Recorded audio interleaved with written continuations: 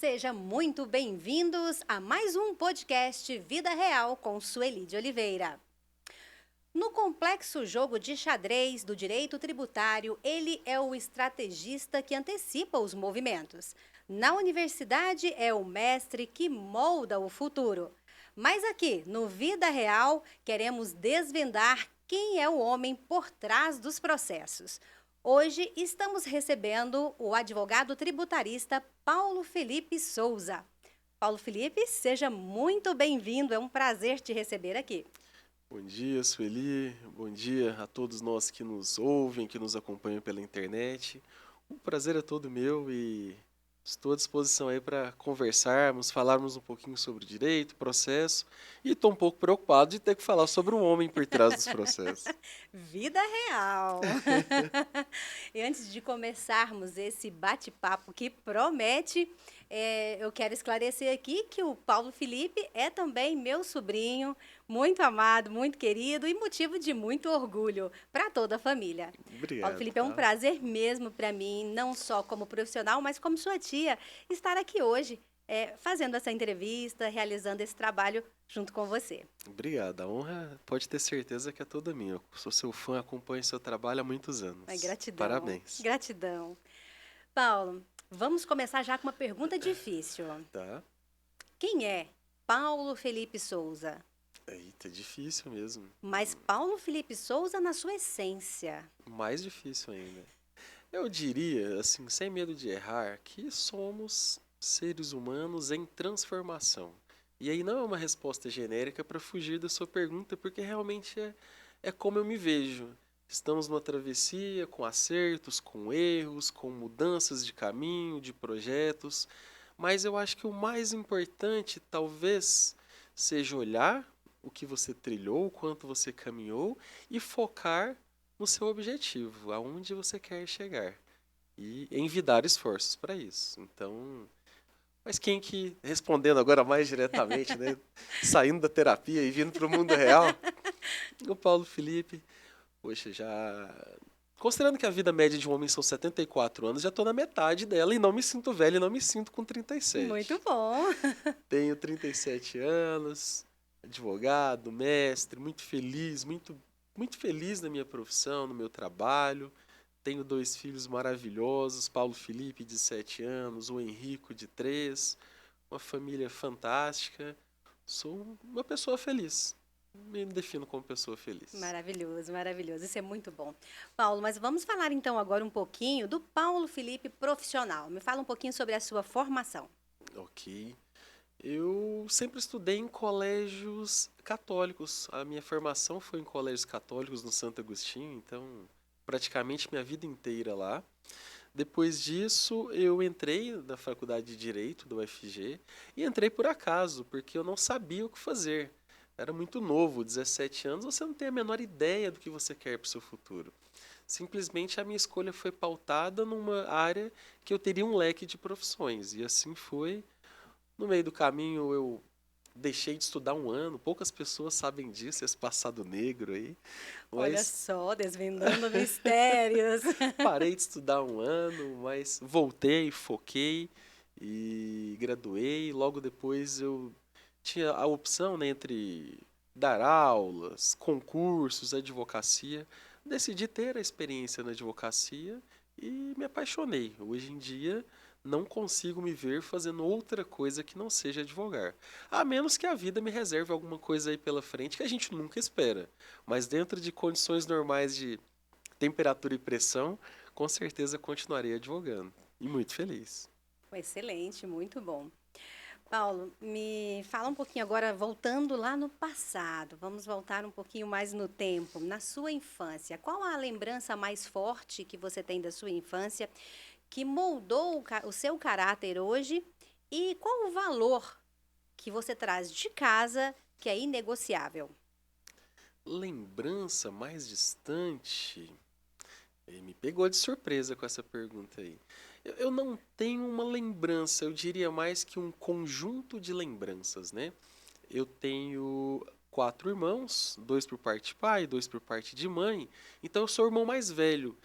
Então a sucessão de lembranças sempre foi de uma pessoa muito responsável, uma pessoa que naturalmente, né, tem que dar o exemplo. Óbvio que eu dei muitos exemplos ruins, mas o objetivo sempre foi o melhor.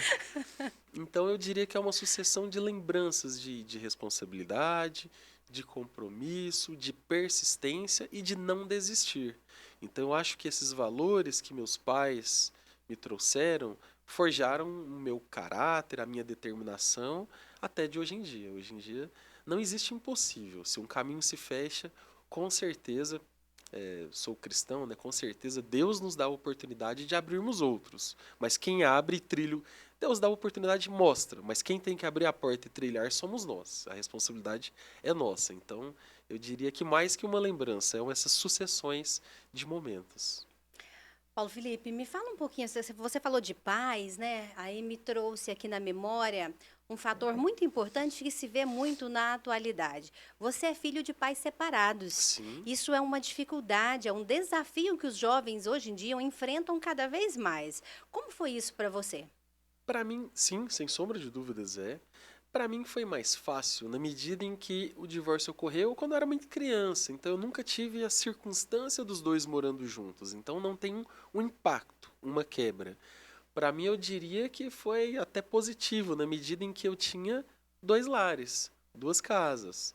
Tanto é que os meus filhos chamam minha madrasta, meu padrasto de vô e vó. E realmente tem essa consideração. Então acaba que ao invés de um núcleo familiar só, eu tive dois. No meu caso, né? Mas com certeza é muito mais difícil quando a situação, a quebra, ocorre no meio do caminho. Não tenho dúvidas quanto a isso.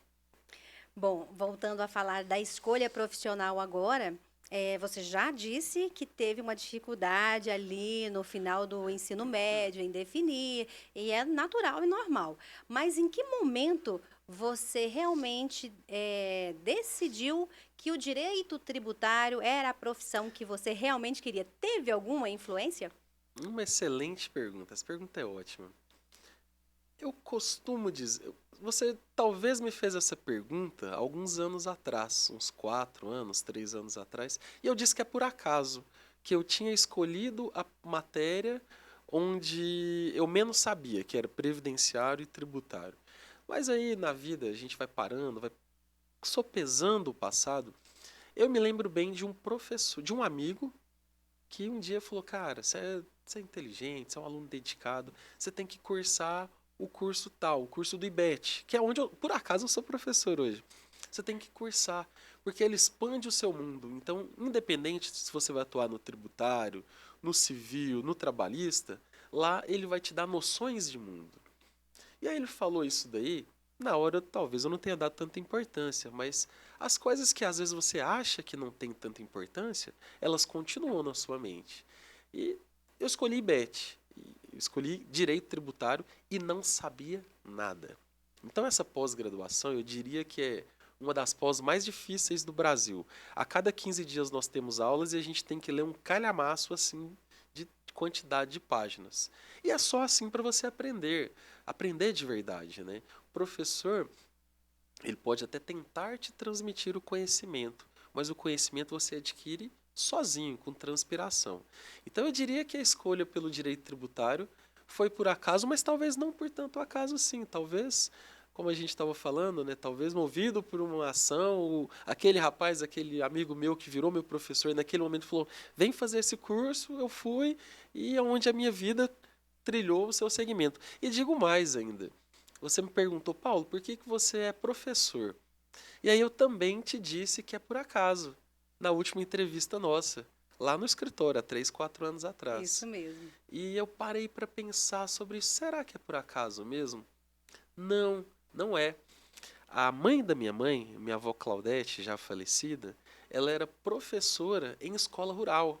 Ela ensinava os lavradores, os peões da região a alfabetizar. Ela alfabetizava pessoas.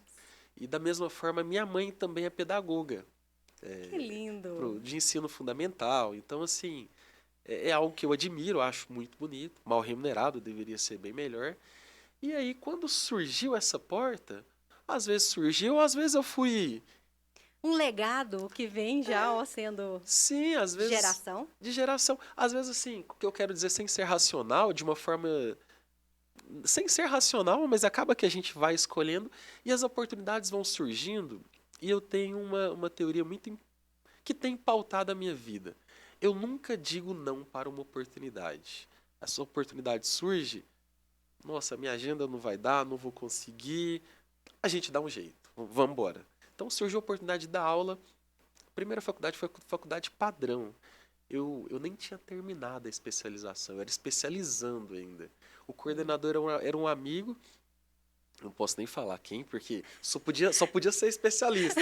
Aí quando o reitor perguntou, e aí, você é especialista? Eu sou, é porque não saiu o diploma ainda. Fui lá com a cara e a coragem, dificílimo, deu certo, e aí dei aula depois na UFG, na Faculdade de Direito da UFG, depois na ESUP, e aí depois do mestrado, quando eu terminei o mestrado, surgiu a oportunidade de dar aula na especialização também, dou aula em especializações em todo o Brasil de Direito Tributário, e é um prazer. Se remunerasse melhor, talvez eu até diminuiria a atividade advocatícia e desse mais aulas. Mas é prazeroso. Dividir, compartilhar o conhecimento, que na verdade não se divide nem compartilha, você multiplica. Você conhecer algo para tentar ensinar alguém sobre isso, você precisa aprender mais ainda. Então, recebemos muito mais que entregamos. Muito bom E mesmo. desculpa, eu falo muito, né? É Nossa, mal de advogado maravilhoso! e professor. Desculpa.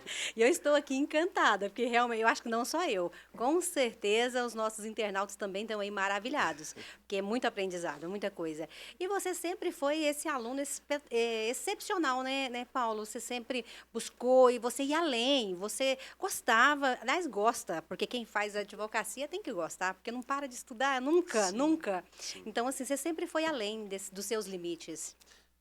Concordo em partes. Era custoso pra caramba, dava trabalho, era da turma, não era nem do fundão nem do meio, nem no início, era do meio lá. Então tava entre os estudiosos e os custosos lá do final. Mas sim, acho que nós temos que ser autodidatas. Nunca se teve tanto conhecimento, tanta informação, na verdade, à sua disposição. Você consegue conhecer de tudo. Você tem informação de tudo. E tão pouco conhecimento. Por quê? Porque a gente fica. Nem existia na época, mas agora a gente fica limitado a ver a opinião que os outros têm sobre um tema. Nós consumimos muito opinião de terceiros e não formulamos as nossas próprias. Eu acho que esse é sem entrar na discussão, direita ou esquerda, eu acho que é a discussão dos extremos. Você começa a consumir um tipo de conteúdo sem criar o seu conteúdo. Então, poxa, vamos ler, vamos buscar o conhecimento, vamos ser autodidatas. Eu acho que o verdadeiro conhecimento se adquire desta forma. Você tinha me feito uma pergunta que eu acho que eu esqueci. Ah, tá. O que era mesmo? Da questão de você sempre se superou. Ah, sim, sim. Nossa, sempre foi difícil, sempre foi. Eu estava conversando com uma pessoa ontem que está fazendo mestrado. Ela, Paulo, tá difícil demais dar conta. Eu falei, piora quando você começar a escrever a dissertação. Animador. Não, é a verdade. Eu pensei em desistir. Se eu não tivesse um orientador, um doutor Lucas Galvão Brito, uma pessoa fantástica, tão amigo, parceiro, fala, Paulo, vamos devagar, pega na minha mão aqui, escreve 5 páginas esses tantos dias, mais 10 páginas, vamos ler. Eu tinha desistido, porque é muito difícil, não é fácil se estudar. É muita dedicação. Mas, assim, quando a gente olha para trás, puxa, valeu muito a pena. Oh, muito Deveria ter feito antes e faria tudo de novo. Que bom. Mas eu não estou pensando num doutorado agora, não, tá? Quero abrir um parêntese aqui sobre a sua resposta. Você falou uma coisa muito séria e fica aí a reflexão, essa questão do consumismo de conteúdos, né? E você não formar a sua própria opinião, só consumir o que terceiros traz para você. Isso é muito importante mesmo. Só Sim. essa ressalva, deixo a reflexão para que cada um observe, né? Porque é um momento de virada, é um momento de fazer acontecer e não ficar na inércia. Exatamente. Não, sim, é exatamente isso. Senão você fica um joguete, né, do que as outras pessoas. E o seu poder aqui, inclusive o seu poder de comunicação, ele é muito forte. Você Isso. consegue formar opiniões, você consegue formar decisões. E eu lembrei, você falou que nunca pode parar de estudar, era esse o gancho. Gente, o direito no Brasil, ninguém morre de quando não acontece nada. O direito muda todos os dias. A gente não para de ter leis. E o tributário é muito pior. Nós estamos agora às vésperas de uma revolução da tributação sobre o consumo. Tudo mudou. Olha só. Quando você vendia uma mercadoria, você pagava ICMS. Você comprou esse copo, você pagou ICMS. Eu presto um serviço de advocacia, pago ISS. Você é de jornalismo, ISS. Acaba tudo isso, acaba PIS e COFINS e entra dois novos tributos, que é IBS e CBS. Entra em vigor dia 1º de janeiro de 2026. Mudou tudo. Então, assim, não é que tem que estudar um pouco, se atualizar. Não, é se reinventar. É começar a estudar do zero. Voltar mesmo para o banco de faculdade, ser aluno, ler a lei, tirar as suas próprias conclusões, ao invés de depender de um outro professor que faça isso. E aí você fala, Paulo, difícil, né? Piora. A gente teve também uma nova lei que mudou a questão da tributação sobre a renda. Uma lei muito positiva, por um lado, essencial. O que ela diz? Ela isentou do pagamento de imposto de renda quem ganha até R$ 5.000. Justo, atualmente é 2.700 e pouquinho. A partir de 2.700 você já teria que desembolsar um pouco. Agora não. Só a partir de 5.000. Muito justa. Só que, para não ter queda de arrecadação, o governo tem que ter uma compensação. Se ele perde daqui, ele vai ter que tributar mais de lá. Então, criou uma tributação que vai atingir quem recebe mais de R$ 50.000 de distribuição de lucros, por exemplo, por mês. Um valor elevado ou não? Não sei, não vou entrar nesse mérito. Mas, enfim, a legislação toda nova também a gente vamos ter que Nossa. sentar e estudar e não para. Olha só, um exemplo aqui na prática. O Congresso aprovou essa da reforma tributária, a gente precisa de 3 leis para colocar ela em prática. Veja que ela está programada para entrar em vigor dia 1º de janeiro e precisa de 3 leis. A primeira foi publicada em janeiro ou fevereiro, no início desse ano, primeira metade. A segunda foi publicada, não foi publicada, foi aprovada pela Câmara dos Deputados na terça e está aguardando o autógrafo, a publicação do presidente da República. Então, assim, fim de ano nosso não vai ser de paz, harmonia, tranquilidade. Teremos que estudar muito. E a outra vai ser só para 2026 ainda. Enfim, desesperador. Vamos parar por aqui, senão o pessoal vai embora. Calma, calma. Mas os novos que entrarem no direito tributário, pensa positivo. Você já vai entrar já nessa legislação. Não vai ter transição. Pelo menos uma boa notícia. Paulo, vamos voltar aí agora um Vamos, pouquinho mais. para a vida real. Mas essa que você trouxe agora é mais do que vida real. Bem atual. Sim. Bom, depois de sair da teoria e dos livros, né? Quando você pisou pela primeira vez num tribunal ou sentou para analisar um projeto, né? Um processo complexo, qual foi o grande desafio que você enfrentou que a faculdade não te ensinou na prática? Excelente pergunta. Qual que é a grande questão? A escola de direito, a escola de jornalismo, a escola de psicologia e medicina nos ensina só aquela profissão. E não tão bem. Quando você vai para a vida real, você vai abrir seu escritório, você vai abrir seu negócio, você vai precisar de gerir, você vai precisar de vender, você vai precisar de administrar, você vai precisar ter um relacionamento com o contador, pagar tributos. Essa é uma grande dificuldade que todas as profissões têm. Então, talvez a gente teria que repensar essa forma de formação no próprio MEC. Eu acho que a gente deveria ter disciplinas optativas no decorrer do curso que te dê noções básicas, noções gerais, no mínimo. Direito. É essencial que a pessoa faça estágio.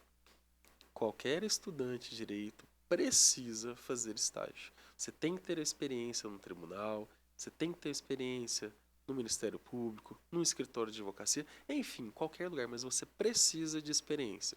O que mais acontece comigo são pessoas falando, olha, Paulo, conheço fulano de tal, muito estudioso, dá uma oportunidade para ele. Pois não, me manda o currículo. Primeira coisa que eu olho no currículo, experiência. Não dá. para contratar como advogado alguém que não tem experiência como estagiário. Só se for uma exceção da exceção da exceção, um gênio. Mas se não for, ele vai ter essa dificuldade. Então, na sua pergunta, quando é que foi que eu abri um primeiro processo complexo? Eu tinha 19 anos e fazia estágio no Tribunal de Justiça. Fiquei muito amigo do assessor do desembargador. De manhã eu estagiava não remunerado. Então todos os dias eu ia das 8 até meio-dia não remunerado. E fiz amizade, eu ia à tarde, sem receber também, e trabalhava direto com o assessor. Então ele pegava o processo, falava, Paulo, dá uma lida aí. Lia o processo, falava, olha, eu acho que é isso. Aí ele, não, é isso, isso, que outro. Ok, ele escreve. Aí eu escrevia, ele revisava. E assim, então eu trabalhava 8 horas de graça e estudava à noite. Não existe nada cai por acaso do céu. É muito esforço. E aí já trago até um gancho para agora. A impressão que eu tenho, infelizmente, é que os jovens não estão preparados para dar, para entregar, para só lá na frente colher. Nós temos um problema muito grande, se paga bem a remuneração e mesmo assim uma dificuldade para contratar e manter bons estagiários. Não estou nem falando de profissional, estou falando de jovens. Sem contar os que aparecem com os pais lá no dia da entrevista. Preocupante. Preocupante. Então, os primeiros momentos foram esses. Formei. Meu pai tinha uma empresa e devedores, o pessoal contratava, não pagava, ele, vamos executar, é bom que você treina. Aí o pai, R$ 1.200. Ele, não, mas não é dinheiro, não? E de fato, eu trabalho no escritório Brasil Solomão e Mates. O Dr. Brasil Solomão faleceu com 84 anos. Esse ano, inclusive. E ele sempre disse, migalha de pão é pão. Talvez é um outro ensinamento que fica que eu aprendi. Naquela época eu não dava valor não, nos meus 21, 22. Mas agora todo dinheiro é muito importante, é suado, é dinheiro. Seja R$ 10, seja R$ 1.000. Então comecei a entrar com essas ações de cobrança em Goiás, de norte a sul. E aí eu ia executar um cheque lá em Caldas Novas, receber R$ 2.000, R$ 3.000, saía de Goiânia de carro, eu, preposta, íamos lá, às vezes a outra parte nem aparecia, ou aparecia, fazia um acordo, enfim. Então, o início não foi muitas flores não, foi bem sofrido, pouca remuneração. Como se diz, toda flor tem espinho, né? Primeiro é só os espinhos. Foi só espinho. E aí, depois que eu entrei no direito tributário, que realmente começaram a chegar casos grandes, casos complexos, casos que, quando você acha uma solução, você fala, opa, valeu a pena. Massa ter produzido isso.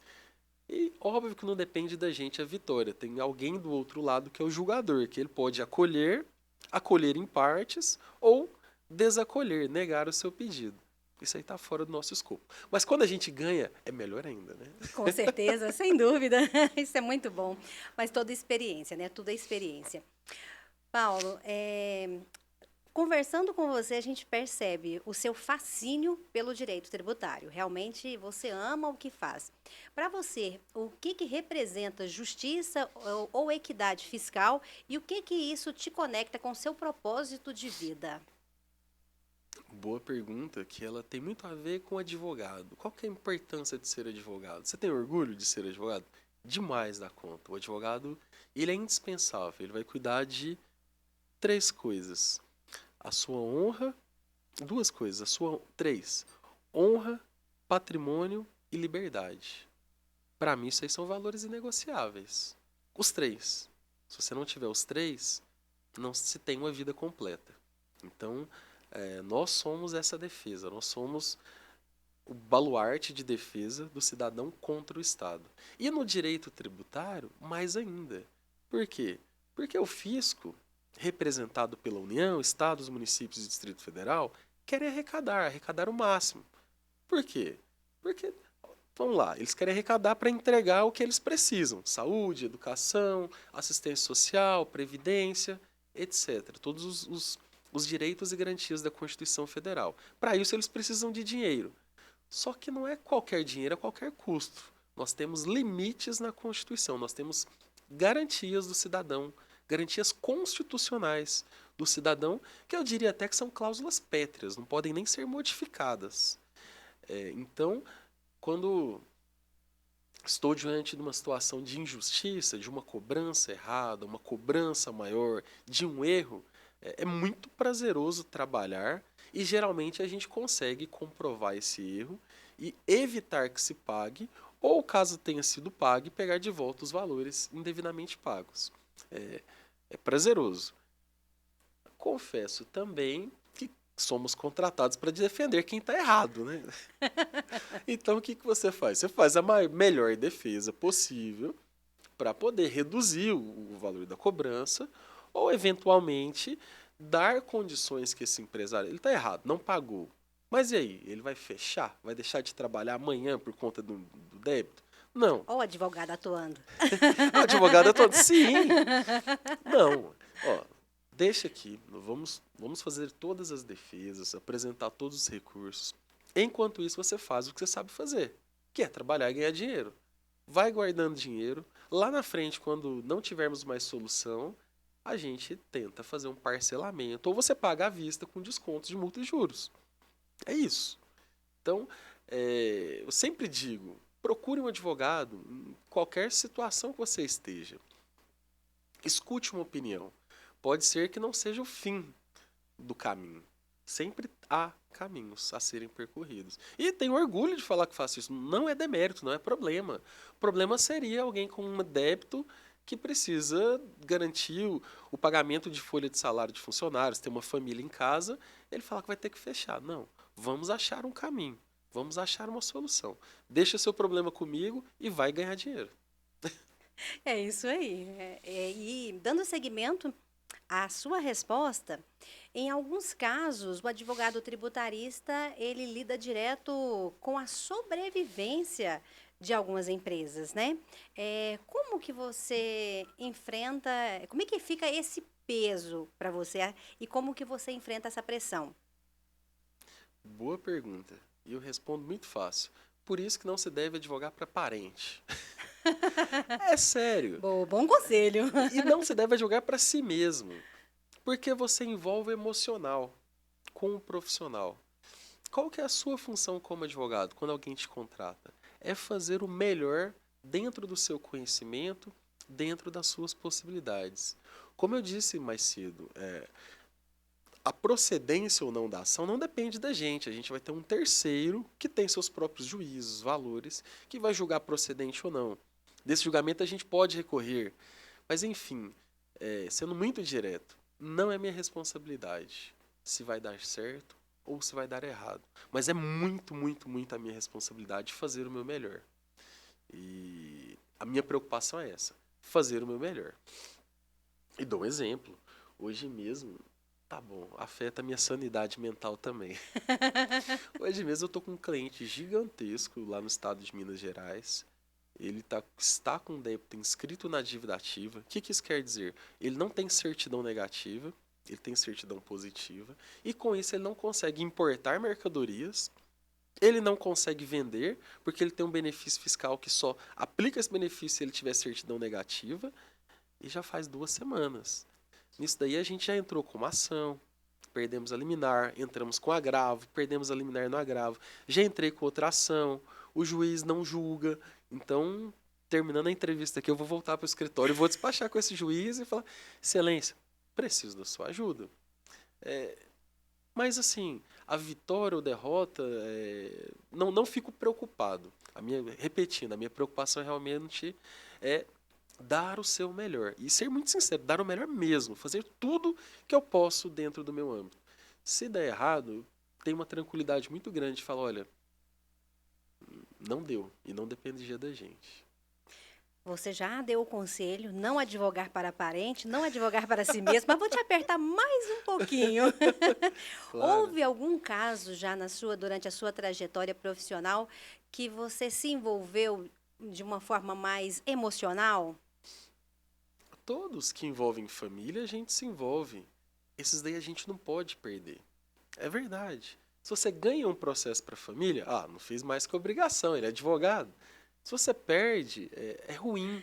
Não é legal. Não é legal. E todo advogado sabe disso também. Às vezes você chega no aniversário de uma festa, aí vem um parente lá, e aí aquele processo lá, como é que tá? Não aconselho. Gente, não faça isso. E, e nem para si próprio, porque a menos que seja uma situação de consumidor, que é muito tranquilo, mas se envolver o emocional, não vale a pena, porque aí você deixa de ser racional. Se você não é racional, você toma escolhas que não são boas e que com certeza você pode e irá se arrepender lá na frente. Você, com essa sua resposta, me lembrou aqui uma conversa que eu tive com uma amiga psicóloga. Agora você imagina, você é advogada, ela é psicóloga.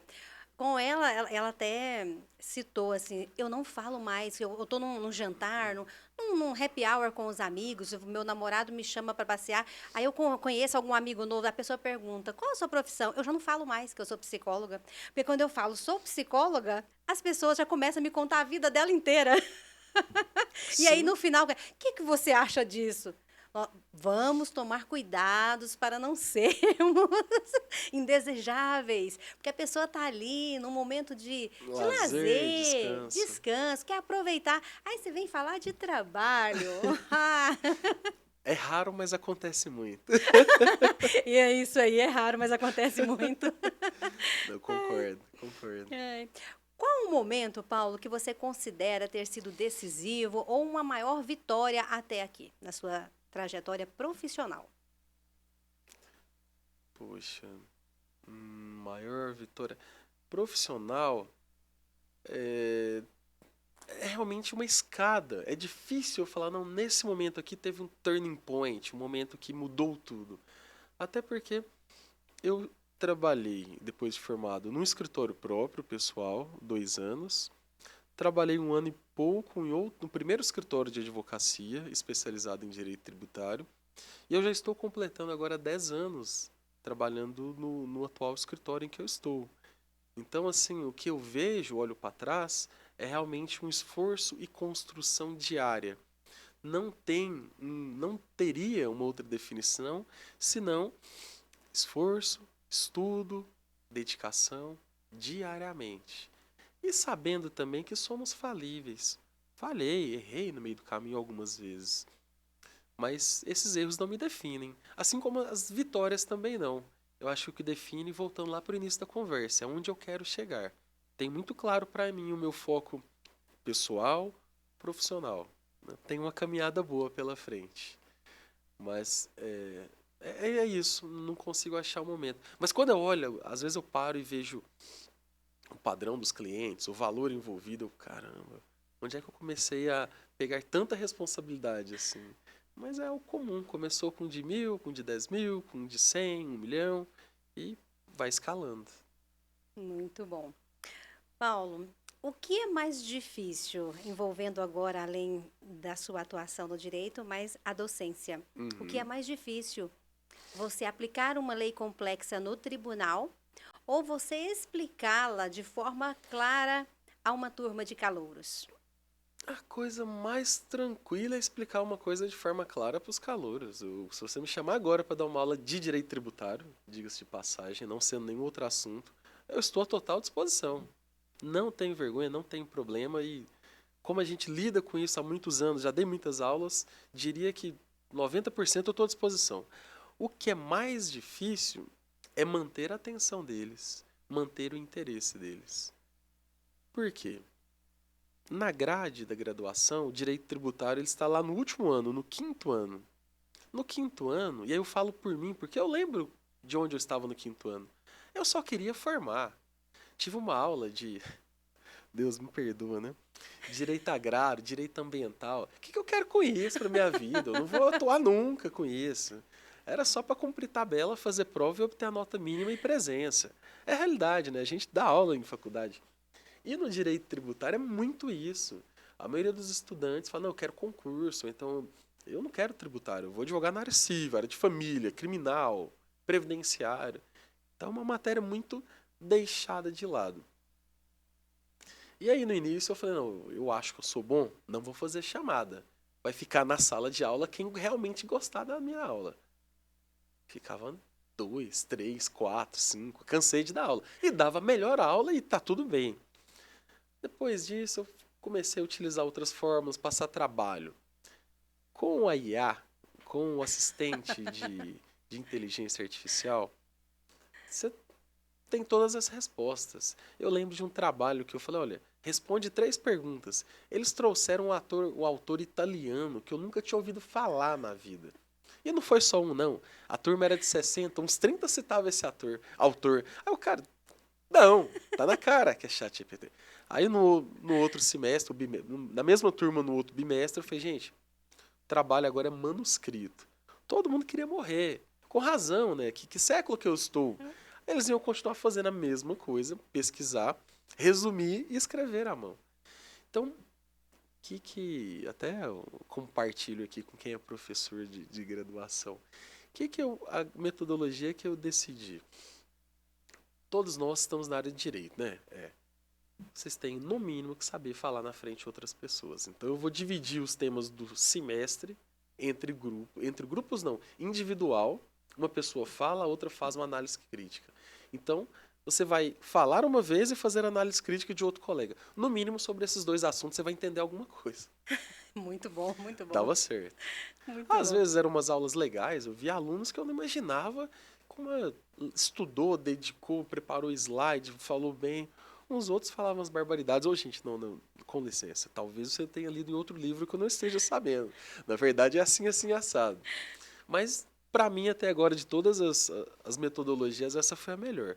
Porque, lembrando, direito tributário é 5º ano, o pessoal só quer entregar o TCC e formar. Então, essa é a forma que eu encontrei de torná-lo interessante a matéria, ou se não for interessante, obrigá-los a estudar 2 temas. Tá certo, é isso aí. Pelo menos a sua parte você fez. Exatamente. Paulo, como essa nova geração de estudantes de direito lida com a complexidade do direito tributário? E você percebe uma visão diferente da que você tinha no início da sua carreira? Não, vejo muito parecido. Quem é estudante não está preocupado com tributo, né? Você não paga nada, quem paga são seus pais. A menos que você seja de uma escola particular e trabalhe e receba um salário. Aí você já começa a sentir no seu bolso os efeitos do imposto de renda. Mas eu diria que é uma matéria não tão bem quista pelos alunos. Até porque você vai ter 8 semestres de direito civil, 5, 6 de direito penal e processual penal, 2, 3, 4 de constitucional e 1 ou 2 de tributário. Então, é injusta a competição. Mas aí quando a gente vai eu dou aula também em pós-graduação. Quando a gente vai para pós-graduação, aí a coisa já muda. Realmente são pessoas que já trabalham na área ou querem trabalhar. Então é um outro tipo de aula, é um outro interesse, é uma outra profundidade e tem debate, tem troca. É mais interessante, claro, óbvio. Vamos agora para uma pergunta mais profunda. Olhando o cenário atual, quais são as suas principais preocupações e esperança com relação à evolução do direito do sistema tributário brasileiro? Já respondi muito essa pergunta e eu sou pessimista. O sistema atual, até 2025, ele não é tão bom. Ele padece de vários vícios, dificuldades, problemas. Claro, muitos. Mas daria para simplificar dentro do que já existe. O que fizeram foi retirar esses daqui, criar um monte de dispositivos na Constituição Federal, criaram a primeira lei complementar com 500 artigos. Se a ideia era simplificar, eu não vejo simplificação. Tem uma segunda lei que ainda precisa ser publicada, uma terceira. E aí, Sueli? A gente vai olhar essas novas leis com base na interpretação das antigas ou é um mundo novo? Vou dar um exemplo de quem é do direito. O Supremo Tribunal Federal está decidindo agora questões relacionadas à Constituição Federal de 88. Então, a Constituição é no ano que eu nasci. A Constituição tem 37 anos. A gente está decidindo agora tributos que foram colocados em 88. Então, a gente entra no sistema em 2026 e aí, começa o jogo do zero? Porque se for do zero, não tem segurança jurídica. Você não sabe o que fazer, como fazer. Porque você não sabe como o judiciário interpretou aquela lei. Então, quando os clientes me procuram, questões de consultoria, Paulo, eu tenho um negócio assim, assim, como que vai ficar a partir de 2026? Olha, não sei. Eu, lendo esta lei, interpreto que é dessa forma XYZ. Mas pode ser que o fisco entenda diferente, pode ser que o juiz entenda diferente, que o STJ, o STF entenda diferente. Então, nós estamos num momento muito grande de insegurança jurídica. E insegurança jurídica é ruim porque as pessoas se retraem. O que você faz? Eu não vou dar um passo maior que a perna. Deixa eu ver, deixa eu entender como que vai se desenhar essa reforma. E se você fica com um passo atrás, você não investe tanto na geração, na criação de novos empregos. É melhor eu guardar esse dinheiro e colocar numa instituição financeira, no investimento, que vai me dar um retorno garantido. Então, me parece que o momento atual é de, não, longe de mim fazer algo falando mal de governo A, governo C, podia ser o mesmo governo. É realmente de circunstância. Então, há muitas dúvidas. E existindo dúvidas, não tem segurança jurídica. O que é segurança jurídica? É eu trabalhar e saber exatamente quanto eu devo pagar. A gente não sabe isso. Gente, a conversa ficou pesada, né? Vamos aliviar? Vamos aliviar, porque pesou um pouco. Vamos descontrair aqui um pouco, Paulo. Me fala um pouquinho, com tanta responsabilidade, a gente sabe que não só na atuação mesmo, né, ali de estar estudando um caso, de estar no tribunal, na sala de aula, mas agora vamos aliviar aqui. Como é que é o dia a dia? Como é que você concilia todas essas tarefas, todas essas obrigações e até a questão, porque a mente não para, por mais que às vezes você está ali tranquilo, num momento de lazer, mas a mente está ali trabalhando. Como é que é o dia a dia do Paulo Felipe, do ser humano? Como é que você faz para poder aliviar essa tensão, dar um momento mais light? Não, tirando o mestrado, um problema de trabalho muito grande, que é realmente estou tomando banho, fico pensando e acho soluções. No dia a dia atual, não. Eu tenho uma tranquilidade, saio do escritório. Infelizmente, até um erro meu, eu tenho no celular os e-mails, então o e-mail que eu recebo aparece lá. Mas se não for nada muito urgente, eu bato o olho e vida que segue. Isso é importante. Hobbies. Eu gosto muito de... Ele tá lendo meus pensamentos. Era a próxima pergunta. Eu queria saber sobre os hobbies. Sim, não. Poxa, aproveitar os meninos. Passa tão rápido, né? Você tem 2 e vê, o mais velho seu casou. E o meu já completou 7 anos, assim, um salto. Ele não é mais o meu bebê, minha criança, meu filhinho. Agora ele já é filhão. Pai, não me chama assim, não gosto. Já tenho vontade, mudou. É muito rápida a transformação. E o Henriquinho, ele tem 2, já vai fazer 3. Então, rápido demais. Muito, muito rápido. Ele já está deixando de ser um bebezinho, ele já está virando um rapazinho. Ficar com eles, estar com eles é bom demais da conta.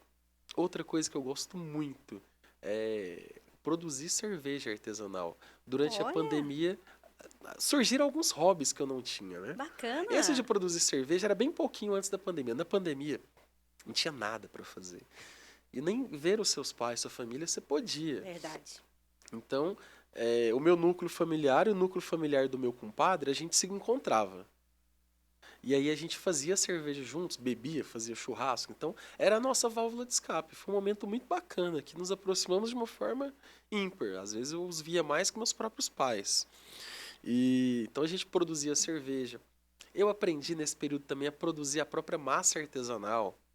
Então eu faço o próprio massa de macarrão, o molho. Eu não sabia. Eu gosto de cozinhar pra caramba. Isso daí me distrai. Olha, que descoberta. Perco horas. É muito bom. E acho que tudo que você faz com um coração bom, principalmente comida, quando você entrega coisas boas, pensamentos, você faz uma coisa muito querendo, saem umas coisas deliciosas que até eu, poxa, sou bom no negócio.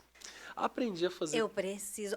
peraí, eu preciso experimentar isso. Você não foi chamada para comer essa massa? Não fui chamada para comer essa massa? Fica meu compromisso público aqui, então, a Sueli. Gostei. Além disso, na pandemia também, aprendi a fazer aquele refrigerante natural, kombucha. Você tem que pegar a geleinha lá, que é a isca. Aí usa o chá. Eu até desaprendi agora, mas eu fiz muito. Que mais? Fiz aquela massa viva lá, levain, para fazer pão, focaccia. Foi Olha, bom. Assim, muito. gastei bem o meu tempo. E comprei um PlayStation também, que eu joguei bastante nesse período. Então desenvolvi hobbies muito bons. Diminuí todos, até a produção de cerveja. Esse ano de 2025, produzi 2 vezes com amigos, nem foi com meu compadre, que era meu parceiro no início. Mas agora, o que eu tenho pensado que é muito importante, e não fique triste, tá? Mas nem vocês aí que estão nos acompanhando. Imagina que a gente tira férias uma vez por ano. A vida média do brasileiro é 74 anos, eu tô com 37. Então eu só tenho mais 37 viagens.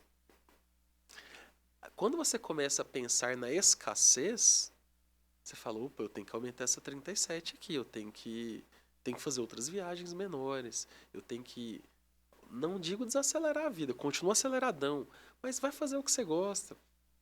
Eu tenho pensado muito nisso, então os meus planos, a partir de agora, já faz um tempo, é viajar, é aproveitar com os meninos, quando eu não estou com eles, é fazer alguma coisa. E não precisa ser a viagem, aquele lugar maravilhoso, não. Pirinópolis, Caldas Novas, depois de Brasília, lá, a Planalto, esqueci o nome lá, Vila de São Jorge, fazer uma trilha, coisas legais que dá para você fazer aqui perto e conhecer a sua região, sem prejuízo de viagens para praia, para Com fora, é claro. certeza. Então, tá muito dentro dos meus hobbies e objetivos. Falta dinheiro ou planejamento, né? Gastar menos com algumas coisas e colocar mais dinheiro nesse cofrinho aí. Tá Vamos ver se certo. dá certo. Mas eu vou aproveitar a sua deixa e vou além. Não precisa ser uma viagem, pode ser um parque. Viver o presente, estar presente. A gente vive muito no futuro. E isso é complicado, porque quando você percebe, o futuro nem existe. O futuro não existe. O que existe é o presente. O passado já foi, não tem como mais mudar. Então vamos viver o presente e fazer momentos especiais, pertinho aqui, na pracinha da esquina, ler um livro lá, rodeado de árvores. Aqui em Goiânia é maravilhoso, tem vários parques magníficos, pertinho, tudo muito. Então, isso não é desculpa. Concordo, Toda a região de Goiânia tem um parque. concordo Pega um plenamente. banquinho, uma cadeirinha ou um pano e forra no chão e faz um momento especial com a família, com os filhos. Isso é muito importante. O que o Paulo abordou agora, trouxe essa reflexão, realmente é muito importante, porque o amanhã não existe. Vamos fazer o hoje. A pandemia, como você mesmo citou, veio nos mostrar isso. A vida real não é brinquedo, ela não brinca. Então a gente também tem que levar a sério o lazer, a saúde mental e física. E isso é muito importante. Concordo plenamente contigo. Eu falei de viagens, mas minha mãe junta pão velho pra gente poder passear com os meninos lá no Bosque Olha dos que Buritis, gostoso. jogar o pão Isso é velho pros patinhos. gostoso. Às vezes você fala, nossa, mas que sem graça. Não! São exatamente esses momentos aí que marcam a criança, que ela gosta, Exatamente. faz algo diferente, vai sair do YouTube, do Netflix, do videogame. A gente tem um foco todas as férias que é não ficar em casa.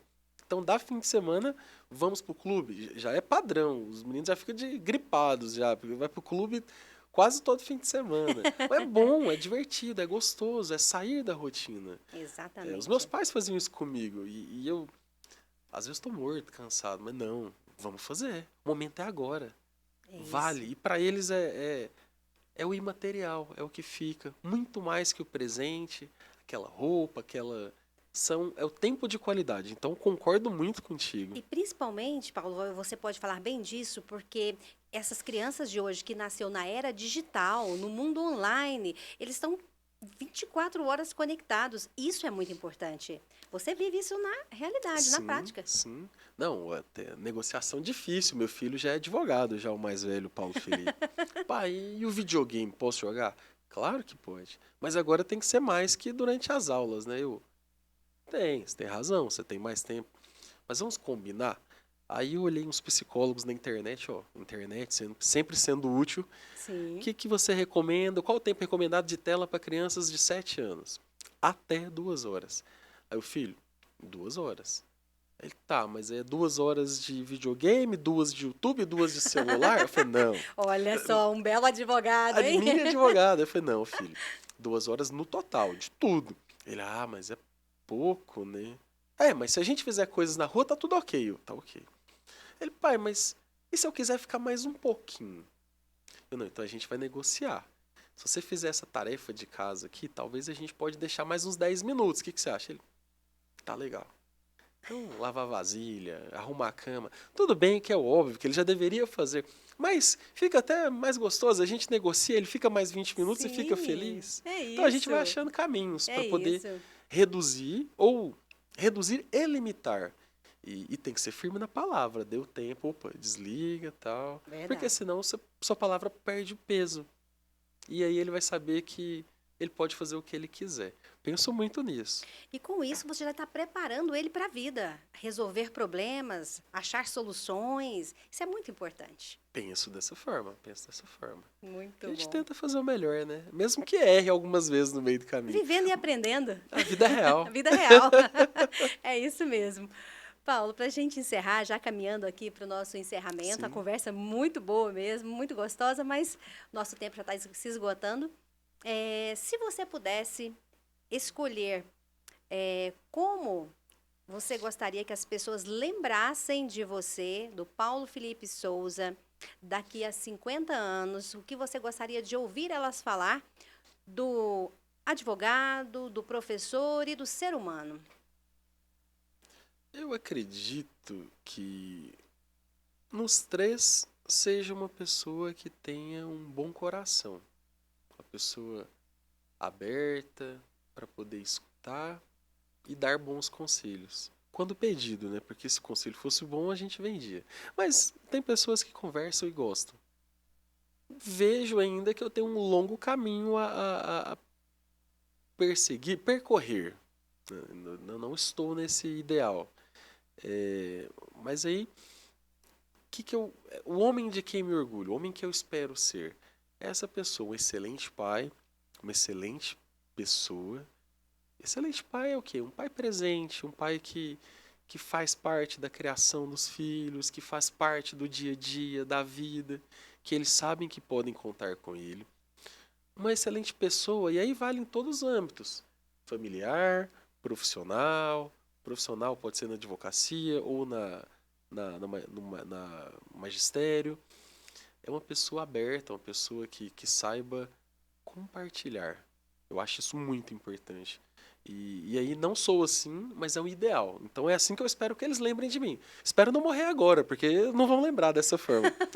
Mas os meus grandes mestres todos têm essa humildade intelectual. O que é humildade intelectual? É você ter 1 milhão de coisas para fazer, mas se você chegar nele, ele vai parar, te escutar com atenção.